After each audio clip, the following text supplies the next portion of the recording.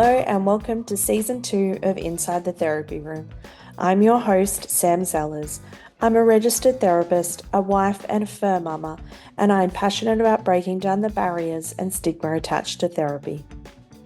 I want to begin by first honouring the traditional custodians of the land we live and work on. Today, Kayte is on the land of the Wurundjeri people, and Sam is on Gundungurra land. We pay our respects to the elders past, present and emerging, for they hold the memories, the traditions and cultures of our First Nations people.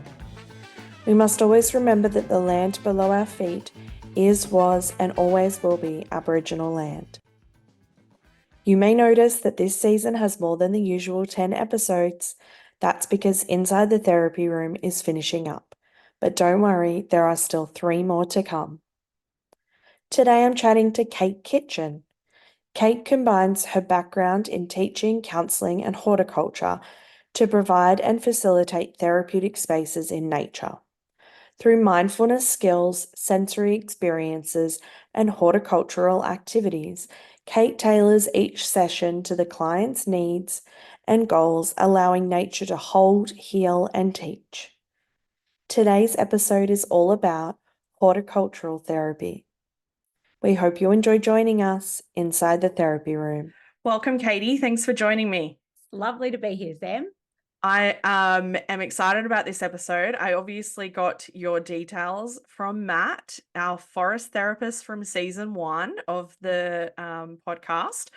And so you are here to talk about something that I would consider a little adjacent to that space. And so tell us what horticultural therapy is. Well, horticultural therapy is actually a relatively older kind of part of a growing field. And so from my understanding, horticultural therapy developed in the specialized areas, prisons, special needs groups, gardening groups, perhaps did it as a way of engaging with people. And there was this background idea that being with plants and seeing growth and stuff was probably good.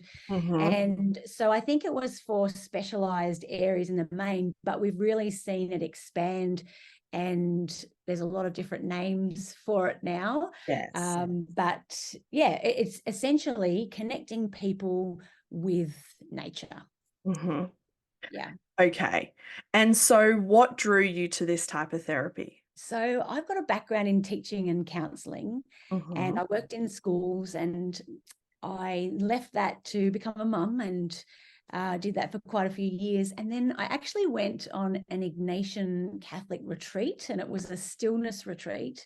Right. And it was at that retreat, anyone who's looking after children will appreciate that quietness is very precious at that time of my life. Yeah. And so I went to that, and it was at that retreat that I sat in nature by myself with no real purpose, I guess. It was just to sit and be and allow nature to meet me and infuse me. And I kind of went, oh, maybe there's something in this nature and counselling space, but I really wasn't sure. So I went to study horticulture. Right. And they asked at the horticulture course, oh, what do you want to do with this? And I was just like, oh, well, I'm going to connect nature and counselling, and really having no idea of what I would do. But throughout that year of study, I started looking into it, I started researching it, and it just sat so beautifully with me, because I've always dabbled in the garden. But I think as you get older, you kind of reflect a bit more as to those things that really fill you. And so I saw myself being drawn to the garden and drawn to nature spaces more and more the older I got. And it just really dovetailed very nicely with my background and with the desire I had to create safe spaces. So I've always wanted to do that in the counselling room, and then nature just kind of became this really neutral, really safe non-judgmental place that was kind of really easy to hold for people. Yeah. So that's what really drew me to it. And I've never really looked back. I just kind of spoke to people and have done a few things, and then people are kind of drawn to that idea for a number of different reasons. Yeah.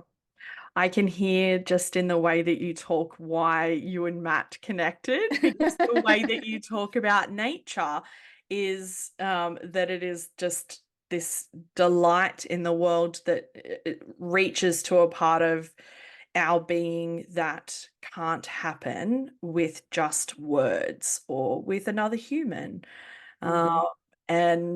And so, okay, from your experience, not just, I guess, the theory behind it, why does it work for people? I think probably because of partly of what I mentioned, in terms of it's neutral, it's safe. It also, we have this natural drawing to nature. And I think we are, as a society, realizing that we've disconnected quite away from it. So it really feels a little bit like, I wouldn't go as far as coming home, but it feels like coming back to where we belong. I love it because the therapist doesn't necessarily have to say anything. It's really about creating that and facilitating that person within the space, setting it up, bit of prompting, and people draw what they need from nature in any given session. So sometimes it's healing, sometimes it's just holding space for feelings and thoughts and big emotions, and other times nature's a teacher. And I kind of love that because I'm no expert, right? But I can hold space for nature to be that expert. And we know that people have looked to nature for millennia, for signs and wonder and awe and all those beautiful things that can fill us. So that's probably a long version of why. Okay. And so how is, I guess, the term horticultural therapy, how is that different or the same as garden therapy, nature therapy? Because I think most people know the term nature therapy and probably not so much garden or horticultural therapy. Well, it's interesting that you say that, Sam, because I actually thought that nature therapy probably would be the least recognized of. Really? Yeah, because I think people are familiar with horticultural therapy, and then forest therapy has kind of become a thing. But I have 3 different roles with 3 different organizations, and one of them, which is in a hospital setting with kids, I'm a garden therapist. And then with Matt through NGA, I'm a horticultural therapist. And then in my own practice, I call myself a nature therapist. So they're essentially similar things. I feel like horticultural therapy is a bit more practical. But then again, I do a lot of practical stuff with my garden therapy with the kids. And my nature therapy is a combination of sensory activities for that grounding experience, and then some mindfulness, toolbox kind of stuff, and then the horticultural activities. So that's how I define that combination. And that's why I called mine nature therapy, because it's kind of this unusual combination of different things. But essentially, it's all helping people connect with nature, just like forest therapy. It might be in different settings. So in my practices, I work with kids in my backyard, but I work with adults at the local reserve. So it's part of it is about actual placement, but I think it's also about how the therapist approaches it as well. It still blows my mind a little bit that people can do forest therapy in the city, for example. I kind of go, Yes. Yeah. And that's part of the reason that I called mine nature therapy, because I wanted people to understand that you can do it anywhere. You don't have to go to a forest, which is part of what Matt does. He's trying to debunk that as well. You don't have to go to a forest or a 3-day retreat or the Daintree to actually have nature therapy. You can do it on your balcony, down the road in the local park, in your backyard if you've got one, or at a state forest. It's accessible, and that's the other reason I'm drawn to it. It's accessible to everybody and anybody, and once you're equipped, you don't need us anymore. You don't need those therapists anymore. You learn what you need to learn. You remind yourself of how important it is to carve out time to connect with nature. And then I had a client who I took to the local reserve, and we did a session, and she had a really difficult evening with her family, and she just stood herself up and took herself to exactly the same place that we'd been, and sat there, and I wasn't there. She just took herself there. And that's the beauty of it for me, is that it's free, it's accessible all the time. You don't need me. So that's my kind of hope, is that learn what they need to learn, remind themselves, and then they fly. Which is empowering. I mean, that's the goal of therapy, right? Is to eventually not need us. We want to not be needed eventually. Absolutely. Absolutely. And I think we can get in a habit, as as a client, which I've been, of thinking that it's the therapist that is what I need. I need the therapist. And this is a really it's a really easy transition, right, from actually you don't need me. You're able to access these experiences and these tools and skills and nature all by yourself. And so are there particular, I mean, obviously, like you said, accessible, it's available for everybody, but are there particular groups in society or particular people that it might benefit more than others? I think that everybody can benefit. That's the best answer, isn't it? That was Matt's answer as well, just for the record. Because we have traditionally put it to different groups, which it has been beneficial for, but we've become, as I said, so disconnected as a society. I can't see anyone that wouldn't benefit. However, I do feel that neurodiverse people who, it's pretty intimidating. And again, I've been a client. It's intimidating walking into a room and having someone sit opposite you and look at you. And I try in my spaces to work side by side, and if appropriate, slightly behind and out of view, so that I'm separate. So for anyone who is intimidated by the setting or the idea of someone looking at them, analysing them, that's probably a really good population. And also kids, right? Like getting your hands dirty, although adults love it too. Adults love, the weaving or the collecting, all those things. And particularly while they're talking, it's really helpful for people.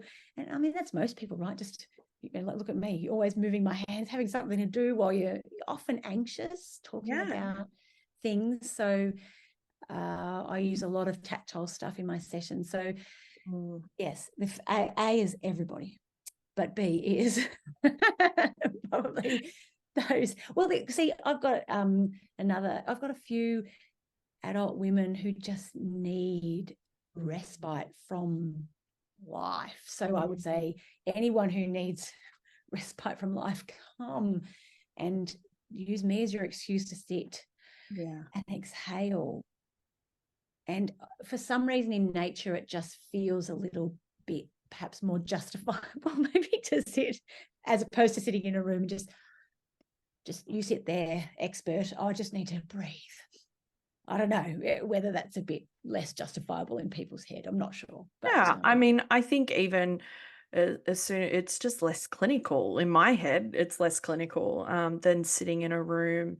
But I'm wondering, whether my first thought was, is this going to be, I guess, really beneficial for people who traditional talk therapy, I guess, really difficult for. So, those who might be nonverbal or disabled, or those, the elderly who might have dementia or things like that, where, sitting down and having, I guess, a cognitive discussion might be really difficult.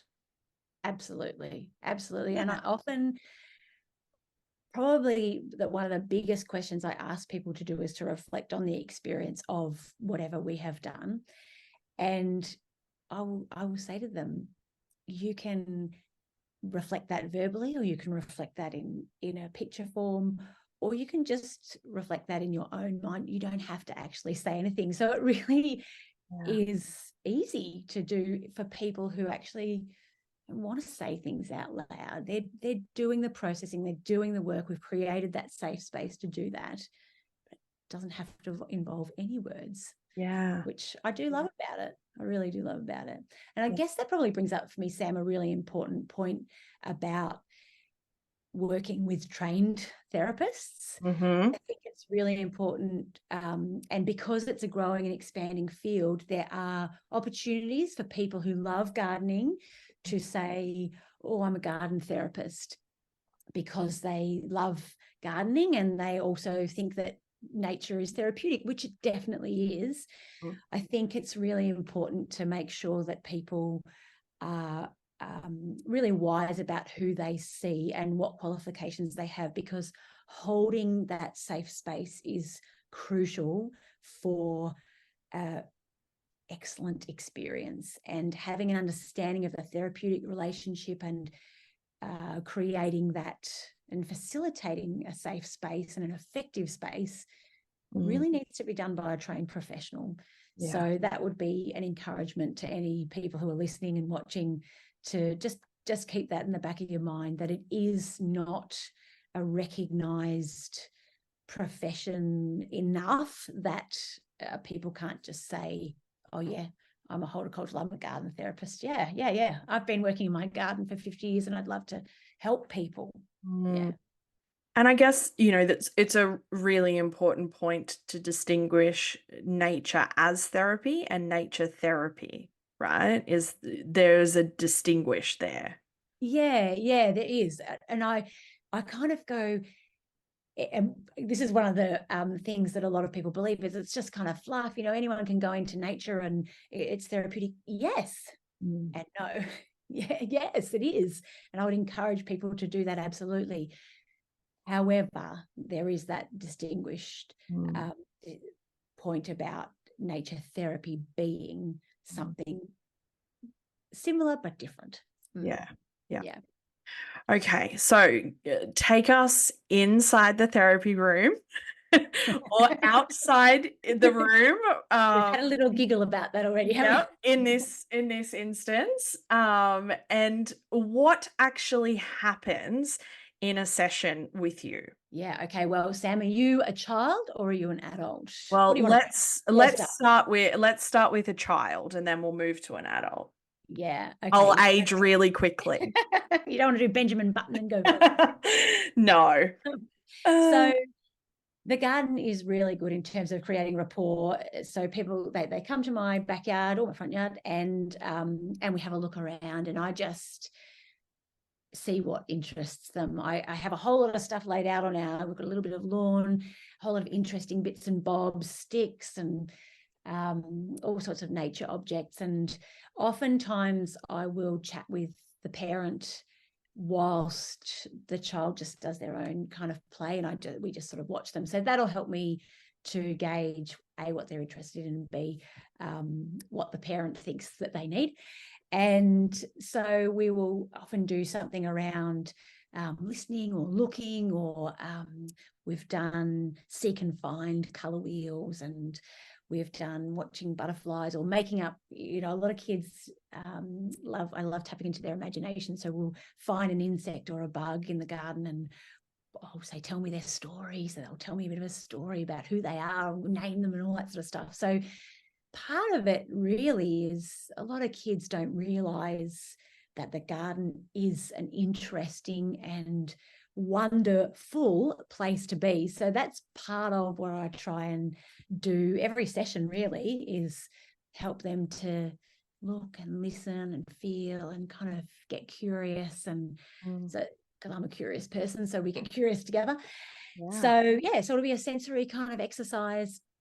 Often it's about breathing, and then it will really depend on what their goal is. So for someone who might want to do emotional regulation kind of thing, we will talk a bit about that. And then we have done creatures that represent angry and sad, all created from natural stuff, and then engage in a conversation about what does that look like and what does that feel like and what's examples of that. And it is really amazing. I'm constantly surprised by how kids can remember specific examples and what happened and what they wished had have happened. And the parents are often sitting there just going, oh, it really is an eye-opener when they've got, they're working away and just talking about what they're doing or what's happened.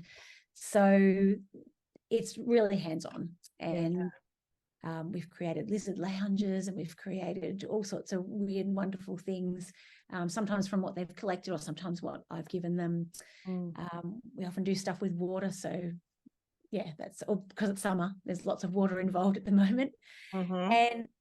And older kids, I'll often get to sort of do a bit of an awareness kind of thing at the start and at the end. So they're doing their own reflection. They're getting their own awareness around how they're feeling, because often their emotional literacy isn't there. And so helping them to tune in to how they're feeling at the start and the end, and realizing that it's that time in nature that can shift that a little bit. So it does depend on age, and it does depend on and on the goals that they bring to the session. It sounds like it's almost nature as a tool, but also nature in setting. So like, I guess what we would consider standard therapy, I guess, externalizing emotion and characterizing that, and, all of those things that I will do in here with people, done in nature, but also nature being used as a tool to talk about those things also.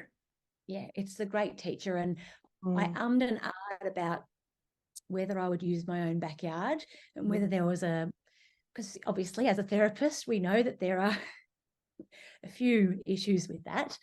But I know my backyard the best, and I have set it up in such a way that it's always interesting. There's always something happening, and I know what's happening. So there's a whole lot of use of metaphors. And one of the things that I almost always do with kids is say, can you find something in the garden that represents how you feel today? And, that my grapevine will kind of be winding one way and then turn back on itself and wind the other way. And so sometimes it's like, well, I feel like I'm moving forward, but in actual fact, I'm moving back. And nature just kind of feels like it normalizes all those experiences. And one of the kids will go, oh, well, I love that there. And they don't know what plant it is, but they're like, it's just so pink and full of life. And or they'll say, pick something and say, well, it's kind of got flowers, but it's kind of floppy. So I feel like happy with the flowers, but I feel a bit tired or grumpy, floppy. You know what I mean? Nature just makes the language come really easily. So what was the question again? I can't remember. I don't remember either. But I would imagine, I mean, often the conversation comes up around risk and things like that with having, I mean, my practice is at my home. But I would imagine when working with nature, it would almost minimize other elements of risk because everything that is in the backyard. Whereas going to an external place, there are things that are outside of your control. You don't know what's going to be there. Well, yes and no, because my backyard is uncontrollable. You know what I mean? I can minimize risk as I can externally, as you can in your room. However, it's on my waiver that there are unforeseen risks. Yeah. And part of my role, particularly, well, both in the backyard and at reserves, but particularly I'm aware of it in the reserve, is I create a safe space, and that means physical safety. So while I want the person to be able to shut their eyes if they want to shut their eyes, or completely focus on the piece in front of them that they are drawing or colouring or weaving. And so that means I am a lookout. I am actually looking out for bull ants and snakes. Please don't be afraid, people. I've never seen a snake. I've seen a bull ant. But that's part of our role, to create this physical, psychological, emotional, spiritually safe place. Yeah. Okay. I think most people can imagine why kids would love it because of their incredible imagination and creativity. Yeah. But it is more often than not, the older we get, the more we lose that part of our brain unless we, are actively and consciously using it. If you don't use it, you lose it. And so how is nature therapy and garden therapy helping adults? How do you see it? Yeah, well, I think probably the simplest way to put it is it's putting a pause in people's life. And we all know that in an ideal world, we could press pause ourselves, but sometimes we need a little bit of encouragement via paying someone to help us pause. Yep. And for some people, for some adults, it's the only time in their week where they can reflect. Sometimes it's the only time in seasons or months or years that they've had an opportunity to reflect. And we all know that in the last few years, there's been some big things that people have not processed, let's be honest. So you're seeing that as well, I'm sure. So for adults, it really is about reflection, pause, reminder, and creativity. So I have some creative people who, when they grow up, they either shelve it or they don't have time for it or they don't value in it, but put value in it, because often our society goes, well, that's just a hobby, move that over to the side. And so giving them permission to open that up again and be creative, be reflective, sit in awkward emotions. Some might say ugly emotions or emotions that you don't want to show out there. With adults, I'm quite intentional about putting a threshold into a space. So I will ask them to just take a moment to perhaps set an intention or to deliberately set aside what's happening out there, and they move across the threshold, and this is a different space. This is a liminal space that can hold different things to what out there can hold. And so that just sometimes can really free them up and give them permission to be somebody else, to explore different spaces, to appreciate things that they might not want to or be able to appreciate in the real world or when they're busy. So for adults, it feels like a really big contrast to the real world. And so that's why I think for adults, it can be really refreshing and surprisingly refreshing. People often go, oh, that was just amazing. Like they're really surprised that it was amazing. I think people can be a bit skeptical. But I like to relate it to people like music therapy and play therapy 30 years ago. And we go, play therapy? Why would any kid need play therapy? Or why would you need music therapy? But now it's very much mainstream. It's in all sorts of institutions and educational settings. And we go, oh, yeah, play therapy, music therapy, all that sort of stuff, art therapy. And so I feel like nature therapy and forest therapy is in that pioneering initial sort of stage where it's not culturally, what's the word I'm looking for? It's not as well known. It doesn't have, I guess, the credit that accepted. The credentials, true. And there's lots and lots of studies coming out about it, lots and lots of research. And we're just starting to get those meta-analysis of all the different little bits and bobs that people have done, because we haven't got any really big studies. So that is filtering through, and which is really, really wonderful. And so that's coming down into newspapers and different, who reads newspaper anymore? I was thinking, I don't remember the last time I actually touched a newspaper. It's coming down into podcasts and other digital medium. Yeah. So it is becoming more mainstream, which is really exciting.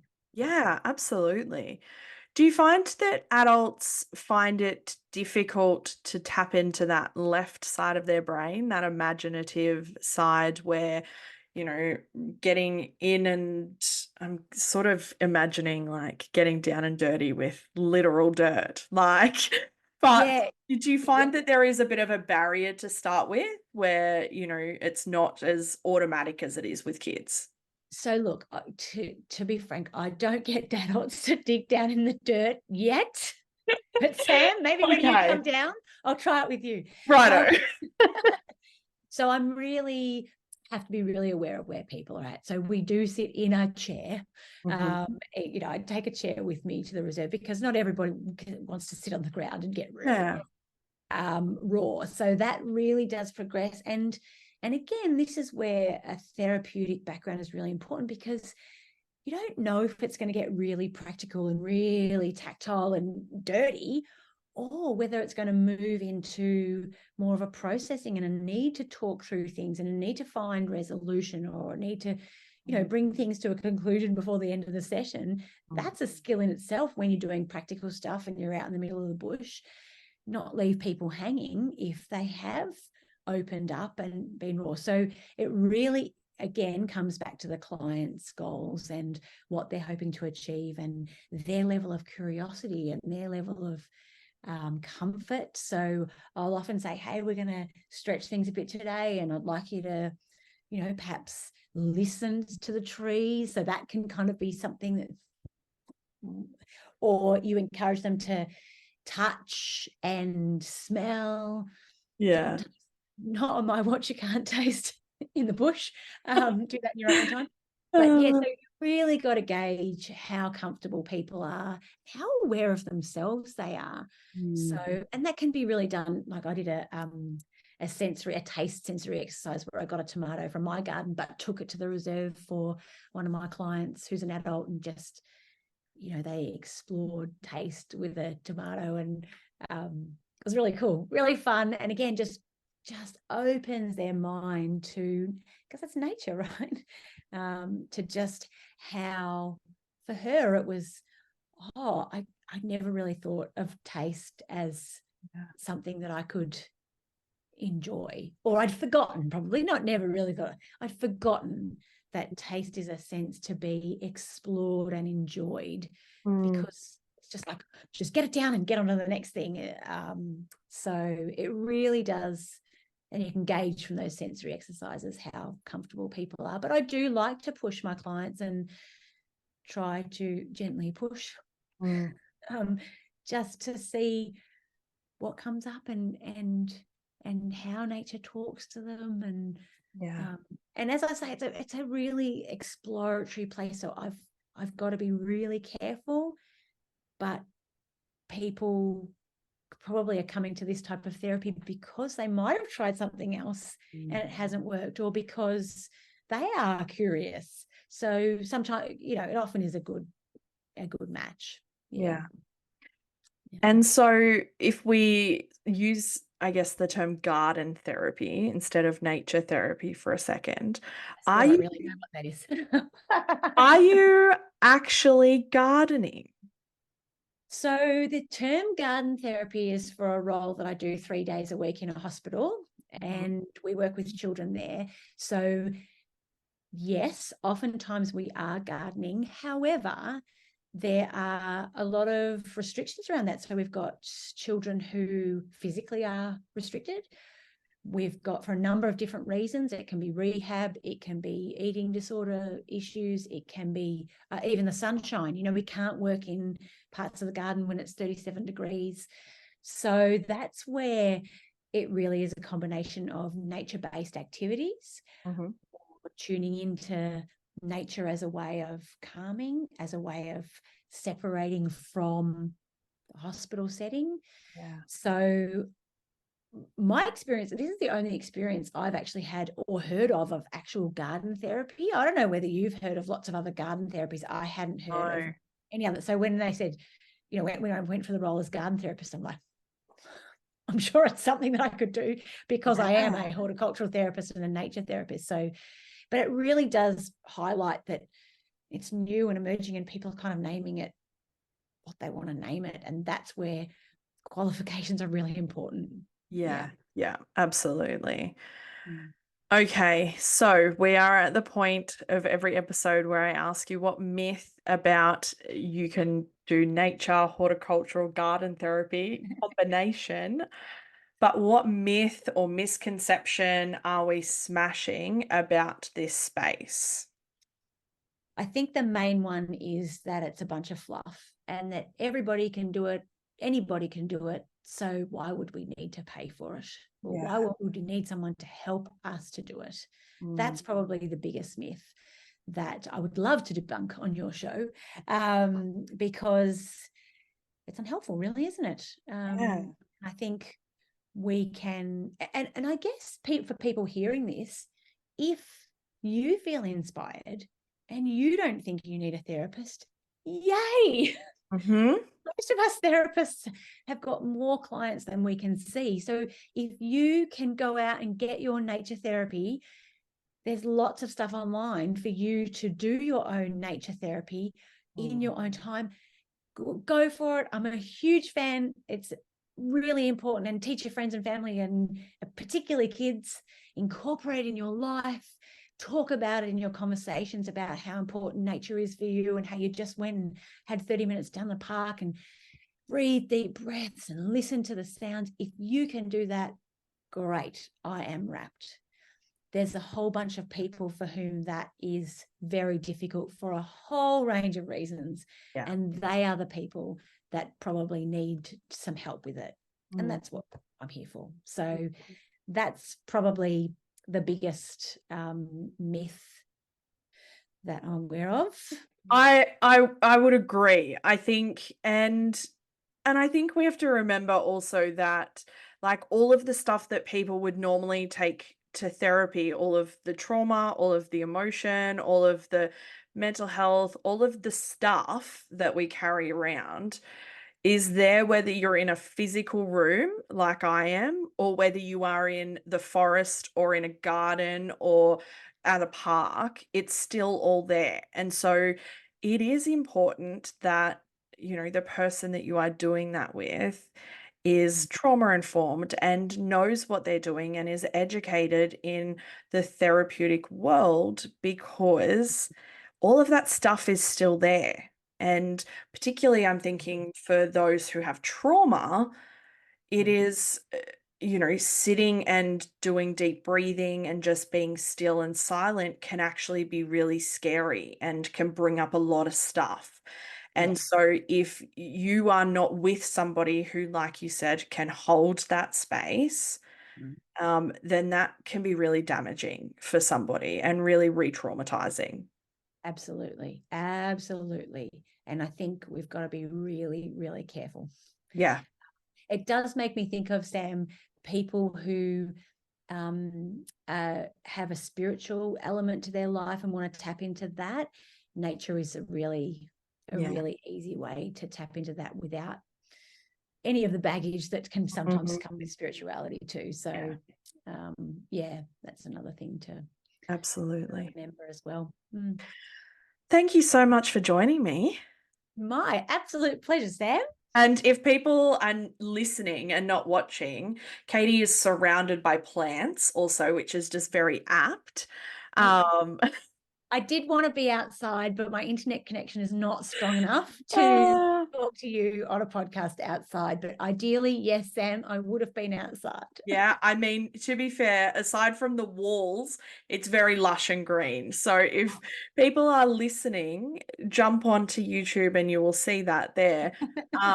But I love talking to people who are passionate about the area that they work in, but also about areas that, like you said, are emerging and are relatively new. And I just think the more that people realize, and I mean, I work in an office, and so but the more that people realize that there is more than four walls for therapy, the better. Mhm. That's Absolutely. got to benefit people. So Absolutely. And it's such a yeah. privilege to hold that space, really, isn't it? And I Yeah. guess my challenge to you, Sam, would be, when are you going to take your clients outside? Mm-hmm. Did I Matt give you the same challenge? thank you so Absolutely. much. It has My been pleasure and wonderful. privilege, Sam, to talk to you. I really appreciate your time. Thanks, Kayte. We hope you enjoyed joining us inside the therapy room. Thanks for listening.